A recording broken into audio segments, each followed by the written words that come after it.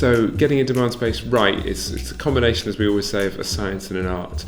What the science means is that we should be led by our data. So the data in this case tells us which of the 5 W's to use in our framework, which is typically based on which best predicts category behaviour.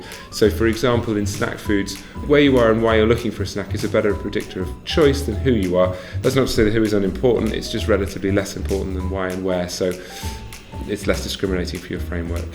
And the art aspect comes in because it's not a solely theoretical exercise. So for example, to encourage widespread adoption, the framework must be practical and it's got to be easy to use. So choosing a workable number of demand spaces is really critical. Too few and you find that there's not enough nuance, the opportunities aren't really clearly defined, and too many and you find that they're too small to be worth targeting or worth bothering with.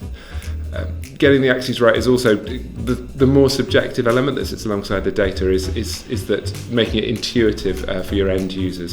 So you might find, for example, that demographic data isn't always the best determinant of category behaviour, but it's the usual lens the business looks through, it's the way that your business tends to think about these kind of problems, and it's going to be the most useful when you come to targeting media. So building demographics into the naming or the visualisation of the framework might help it land better. These are all tensions that you have to balance, but getting that balance right will increase the likelihood of adoption by the business and it will get you a better return on your investment.